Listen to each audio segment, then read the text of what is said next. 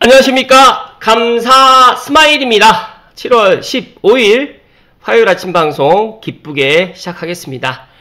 오늘의 한 줄 명언은 자신이 하는 일을 재미없어 하는 사람 치고 성공하는 사람을 못 봤다. 데일 카네기. 네, 아침에 출근을 하다 보니까 어제 정말 단비가 내려서 날씨 기온이 조금 내려갔잖아요. 오늘 아침에도 이렇게 러닝을 하시는 부부가 있더라고요. 야, 참 부럽기도 하고 또 많은 운동을 하고 있는 분들 많이 계시겠지만 기초 체력을 갖다가 키우는 데는 조깅, 러닝만큼 좋은 게 없다는 말씀 팁으로 드립니다. 그리고 26년 내년에 최저임금이 확정됐습니다. 지난번에도 잠깐 언급을 했는데 1320원.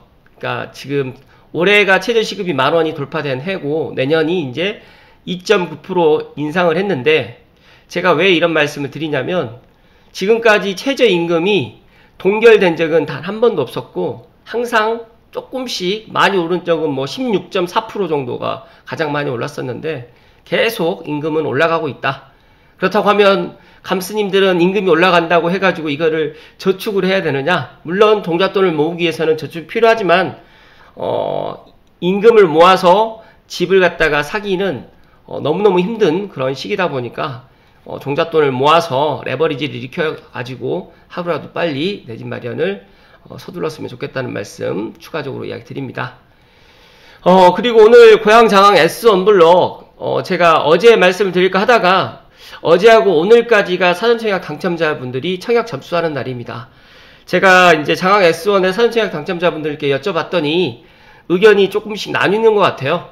그러함에도 불구하고 저는 사전청약 당첨자분들 진짜 계약금 5%만 있으신 분들은 무조건 본청약을 하셔야 된다는 말씀을 다시 한번 강조해서 이야기 드리고 만약에 이번에 포기하시면 다음에 뭐 기회가 있겠지라고 생각하시는 분들 계시겠지만 진짜 다음에는 더 심한 경쟁을 뚫고 그렇게 갈 수밖에 없다는 말씀 드리면서 추가적으로 이제 올댓고향에서 장항 분양가 진짜 착한 거죠 라고 이야기를 했는데 진짜 착한 겁니다. 이번 분양가는 이렇게 나올 수가 없어요. 앞으로 창릉의 공공분양도 이렇게 나올 수가 없고요. 장항지구 마지막 공공분양이고 여기에서 59타입도 6억 오는 세상이 지금 도래했는데 자꾸 장항 입지 뭐 안 좋다 뭐 그렇게 이야기를 하는데 정말 장항 S1 이 분양가 하나만 보더라도 청약을 꼭 하셔야 된다는 말씀 드리고 제가 감사 스마일이 왜 이렇게 장항 S1에 이렇게 이야기를 드리냐면 제가 지난주에 계속해서 이야기 드렸지만 앞으로 공공분양이 이렇게 온전히 내 집 그러니까 온전히 일반 분양자들한테 이렇게 분양을 안 할 수도 있기 때문에 제가 오히려 최근에 더 많이 강조를 하고 있고요. 장항 S1 혹시라도 감스님들이나 감스님들 주변에 뭐 지인이라든지 가족분들 계시면 이 영상 보여드리면서 제가 이 영상 없애지 않을 거니까 3년 후에 제가 28년이 아니라 27년 하반기만 되더라도 그때 감사 스마일이 미래를 갔다 왔나? 라고 할 정도로 이제 내년부터 진짜 공공분양뿐만 아니라 민간분양 분양가도 엄청 오를 거고요. 더 나가서 이제 고양시의 34평은 이제 8억으로도 분양을 못하는 시기가 도래하고 있다는 말씀을 팩트로 이야기 드리니까 꼭 제 말 흘러듣지 마시고 사전청약 당첨자분들은 꼭 본청약 하시고 그렇다고 하면 뭐 내일부터 있는 뭐 특별 공급이라든지 금요일날 있는 일반 공급 만약에 사전청약 당첨자분들이 저는 10에서 15% 정도 지금 포기 물량이 나올 거라고 저는 생각하는데 만약에 더 많게 되면 일반 뭐 공급을 갖다 노리시는 분들께 내 집 마련에 좋은 대안이 될 수가 있고 제가 오늘 본론으로 이야기 드릴 주제가 많은 사람들이 이제 서울을 갖다 원하는데 조선시대 다산 정약용 선생님도 그런 이야기를 하셨습니다. 그렇기 때문에 감스님들만이라도 장항 S1은 포기하지 마시고 저에게 뭐 댓글이라든지 카페에다가 뭐 문의하셨던 것들은 제가 성김성의껏 답변 드리는데 중요한 거는 뭐 신원특공이도 좋아요 뭐 신생아도 좋아요 뭐 아무것도 모르는 상태에서 제가 답변 드릴 수는 없고 본인의 그런 사정을 정확하게 이야기를 해주시면 제가 그래도 부동산 감사스마일 부동산 연구소 카페에다가 남기시는 분들은 다 답변을 해드리고 있다는 말씀 추가적으로 이야기 드리고 만약에 조금 더 깊은 상담이 필요하시면 유료 상담을 많이 희망하시면 제가 도와드린다는 말씀 드립니다. 아파트 대출 규제 시행에 따른 변화 이거는 앞으로 이제 아파트 대출 규제 때문에 아파트 모집 공고하는 단지에서 뭐 6억 원 이상 대출도 불가가 되고 3단계 수도권 1.5 지방 주담대는 0.75로 해서 스트레스 DSR 금리가 또 높아지니까 오히려 이제 이런 상황이면 시행사라든지 건설사에서 아파트 공급을 그렇게 많이 할 수가 없고, 지금 또 이재명 정부에서 추구하는 방향은 민간 분양보다는 공공 분양, 또 공공 분양보다는 또 나눔형 이익 공유제로 지금 가는 것 같아요. 그렇기 때문에 온전히 내 거가 돼야지만 내 재산권 행사도 쉬울 수 있기 때문에 진짜 이재명 정부에서 내 집 마련을 갖다가 서민들을 도와주려고 하는 게 아니라 그냥 살 수 있는 집을 갖다가 이렇게 만들어 준다라고 보시면 될 것 같고, 그냥 정말 서울에 갈 수 없는 사람들은 경기도라든지 또 상대적으로 교통이 안 좋은 곳에 그냥 살아라. 그리고 전세자금 대출 같은 경우에도 지금 많이 줄이고 있다 보니까 이런 것들 문제도 정말 앞으로 심각해질 거라는 말씀을, 감사스마일이 미래를 가보진 않았지만 과거 15년 전, 10년 전, 5년 전, 또 현재를 갖다 보면서 이런 이야기를 드리는 거니까 오해의 소지 없이 감사스마일 이야기에 꼭 귀를 기울여 주셨으면 좋을 것 같고, 만약에 제 이야기가 좀 불편하시면 그냥 뭐 기다리시거나 아니면 전세나 월세로 사시면 된다는 말씀 드립니다. 이 월급쟁이의 후회의 삼각지대, 버뮤다 삼각지대라고 알고 계시죠? 근데 그때 비트코인을 샀더라면, 그때 그 주식을 샀더라면, 그때 집을 샀더라면, 그런데 중요한 거는 그때 그럴 돈이 없었다. 그래서 계속적으로 후회하고, 몇 년 전에 그 집을 못 사서 후회하고, 몇 년 전에 그때 비트코인을 갖다 못 사서 후회하지만, 중요한 거는요, 과거는 지나갔어요. 그래서 저는 항상 오늘이 중요하고, 그리고 내일, 오늘과 내일이 더 중요하다. 그래서 많은 분들이 내가 과거에 잘 나갔었고, 과거에 돈을 많이 벌었었고, 그런데 중요한 거는 현재, 지금이 더 중요한 거고요. 진짜 앞으로 내일, 1년 후, 2년 후, 10년 후가 더 중요한 겁니다. 그렇기 때문에 감스님들은 제 방송을 갖다가 보시는 진짜 꾸준한 애청자분들은 제가 5년 전, 2년 전, 작년, 올 초 제가 어떤 이야기를 드렸는지, 동영상 개수가 3,000개가 넘어서 뭐 그런 걸 자랑하려고 말씀드리는 게 아니라 제가 한결같이 하루라도 빨리 내 집 마련해야 된다. 그리고 분양하는 아파트 가장 싸다. 그리고 만약에 내가 서울로 만약에 진입을 할 수 없다고 하면 서울과 맞붙어 있는 지역, 교통이 확충되는 지역, 일자리가 증가하는 지역에 내 집 마련을 해야 된다. 그리고 빌라라든지 오피스텔보다는 아파트로 내 집 마련을 해야 된다라는 이야기를 정말 주구장창 했기 때문에, 그런 이야기만 진짜 작게라도 실천을 하셨던 분들이 저의 찐팬이 또 되어주시고, 더 나아가서 그런 분들이 더 열심히, 더 부지런히 하루를 살아가고 있다는 말씀을 드리기 때문에, 이 월급쟁이의 후회의 삼각지대를 감스님들은 부디 이런 것들을 하지 마시고, 항상 현재를 갖다가 긍정적으로 나는 할 수 있고, 내 집 마련을 할 수 있고, 지금은 이렇지만 내일은 달라진다. 그리고 1년 후에는 내 집 마련을 한다. 라는 그런 자신감과 희망을 가지시고 오늘도 진짜 본인이 주어진 일에 최선을 다하셨으면 좋겠다는 말씀 드립니다. 어제 감사스마일이 향동에 집을 보러 갔었는데, 몇 년 전부터 이제 외국에 계셨던 분이 이제 감사스마일 저희 TV 유튜브 애청자분이셨어요. 그래서 이제 한국에 오셔가지고 이제 거주할 집을 갖다가 이제 보고 계시는데, 어제 감사스마일이 이제 생일이었잖아요. 근데 생일이라는 이야기를 제가 그분께 이야기를 안 드리고, 근데 그분이 정말 맛있는, 또 메리그라운드에 있는 정말 맛있는 생선구이 정식을 갖다가 사주셨는데, 제가 문득 그런 생각을 했어요. 아, 감사스마일은 정말 복이 많구나. 제가 식복이 많구나라는 그런 생각도 가졌고, 제가 어제 방송 말미에 생일이라는 이야기를 했었지만 또 많은 사람들이 감사스마일의 생일을 진심으로 또 축하해 주는 것들 보면서 앞으로도 더 많은 것들을 나누고 또 베푸는 그런 감사스마일이 될 수 있도록 감스님께 약속 드릴 수 있도록 하겠습니다. 네. 본론으로 오늘 이야기 드릴 거는 뭐 장학 S1 진짜 다들 사전청약 했던 분들 꼭 본청약 해야 된다는 거 이야기 꼭 드리고요.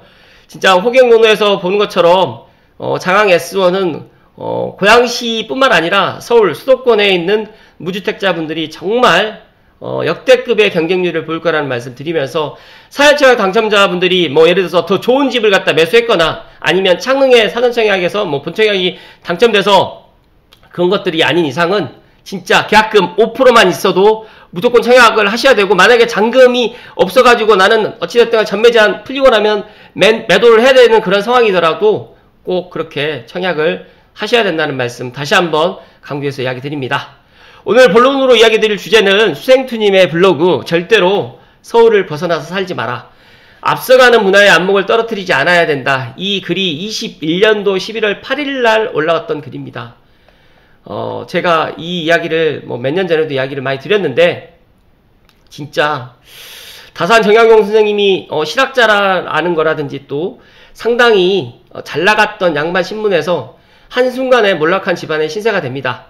그런데 이분도 이제 자식들이 있다 보니까 자식들의 이제 앞날 또 앞길이 염려돼가지고 유배지에서 이렇게 편지를 썼다고 합니다. 첫 번째로는 돈을 벌어라. 뽕나무 재배는 유학자의 명예를 실추시키지 않고 또한 큰 이익도 남길 수 있으니까 세상에 이런 일이 또 있겠느냐. 그래서 경제적인 어려움 앞에서 잘못된 선택을 하는 일이 없도록 물고기 잡는 법을 알려준 그런 돈을 벌어라. 두 번째는 부모라도 잘못하면 비판을 해야 된다. 자식이 할 효를 극진히 하는데도 부모가 자유롭지 않다면 원망해도 된다. 제가 보니까 자식들이 내 집 마련하는 것에 대해서 약간 부정적으로 생각하시는 부모님들이 계세요. 그런데 중요한 거는 아닙니다.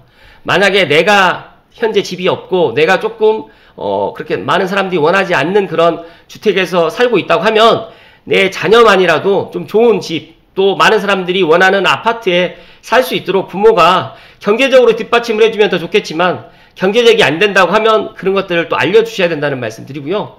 부모가 도덕적으로 결함을 가지고 있을 때 모른 채 해서는 안 된다라는 이야기를 진짜 이때 조선시대 때 하기에는 정말 힘들었을 텐데, 유교 사회였고 자식은 부모의 말에 무조건 따라야 되는 분위기였음을 고려해 볼 때 이는 시대를 앞서간 언행이라고 할 수가 있죠. 세 번째로는 오늘의 핵심입니다. 절대로 서울을 벗어나 살지 말아라.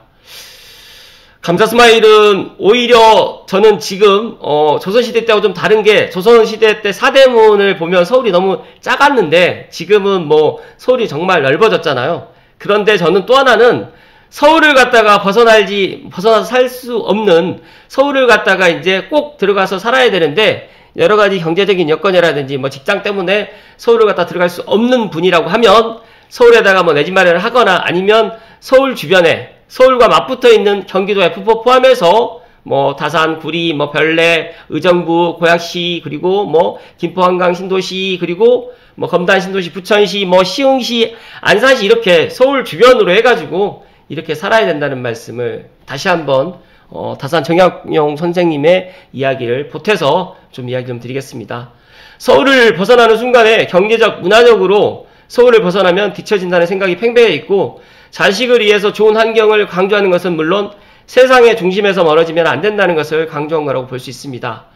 요즘은 운송수단의 발달로 서울의 경계가 지금 모호해지고 있고, 서울에서 부산까지 2시간 반이면 또 가버릴 수가 있고, 정말 KTX라든지 GTX라든지 이런 교통수단 때문에 앞으로 드론 UAM 그런 하늘을 날아다니는 그런 택시, 그리고 대심도로 해가지고 또 하이퍼 튜브라고 해가지고 시속 300km로 또 다니는 그런 교통수단도 들어오겠지만, 중요한 거는 우리가 서울 주변에 많은 사람들의 일자리라든지 또 많은 사람들의 그런 선호할 수 있는 그런 곳에 마찬가지로 조선시대처럼 서울을 벗어나진 않아야 된다는 말씀을 감스님들께 특별히 이야기 드립니다.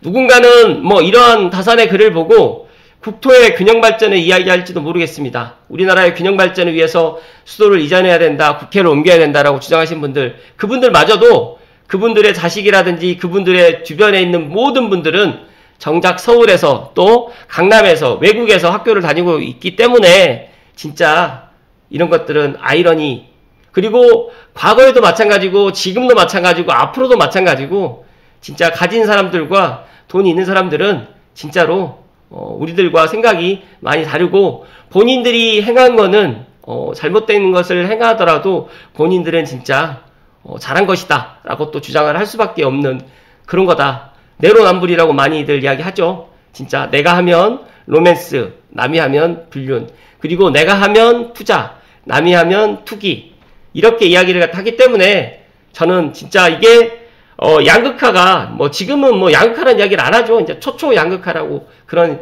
시대로 가는데, 제 방송을 보시는 많은 분들이 아니더라도 제 방송을 보시는 그래도 감스님들만이라도 진짜 꼭 이런 것들을 아셔야 된다는 그런 생각에 절대로 서울에서 벗어나지 말아라. 다산정약연구원 왜 자식들에게 이렇게 말했을까요?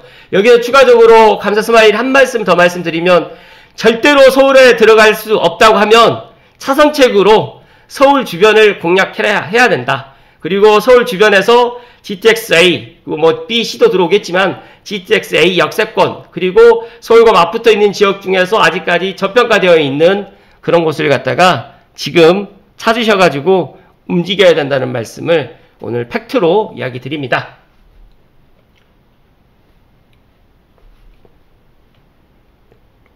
많은 분들이 올 하반기에 결국은 집값이 오를 것인데 나는 모아놓은 돈이 없다 보니까 내 집 마련을 못하고 종잣돈이 없어서 진짜 장항 S1을 갖다가 못하시는 분들이 있으신 것 같아요. 계약금 5%가 없어가지고 못하시는 분들이 있으시는 것 같아서 제가 너무너무 가슴이 아프지만 그래도 내가 행할 수 있는 그런 용기가 또 필요할 것 같아서 오늘 감사 스마일 이야기 드리고요. 공급 확대 후속 대책이 필요한데 제가 생각했을 때 공급 확대는 물론 나올 거라 생각하지만 이 공급 확대 때문에 집값이 내려가지 않을 것 같고 중요한 거는 이 수요 억제책, 뭐 대출 규제뿐만 아니라 앞으로 수요 억제책이 계속적으로 나올 수도 있겠지만 중요한 거는 우리가 서울을 갖다가 만약에 묶인다 그러면 반사적인 이익으로 이제 경기도가 올라갈 수밖에 없죠. 그래서 이 선을 넘지 마시오. 그러니까 지금 중요한 거는 이재명 정부에서 어찌됐든 간에 이 집값 상승을 잡기 위해서 서울에 들어올 수 없게 지금 만들 것 같고 그런데 중요한 사실 하나는 내년에 입주 물량이 거의 40%가 지금 줄어들고 있고 그리고 이제 이런 것들이 내년에서 끝나는 게 아니라 내후년 만약에 창릉 3기 신도시 포함해가지고 3기 신도시 입주가 많이 들어온다고 생각을 하지만 28년도 기준으로 했을 때 창릉 같은 경우에도 2000세대 전후 그리고 뭐 장항지구가 많이 들어온다고 하더라도 이 다 입주를 해도 만 세대가 되질 않습니다. 그리고 앞으로 서울이라든지 수도권의 그런 입주 물량은 작년, 재작년에 비해서 분명히 적다는 말씀드리기 때문에 지금 많은 전문가들 뿐만 아니라 일반 지금 제 방송 보시는 분들 아니면 그냥 일반적인 사람들한테도 물어보더라도 결국은 집값이 오를 수밖에 없다라는 이런 생각에 지금 팽배되어 있습니다.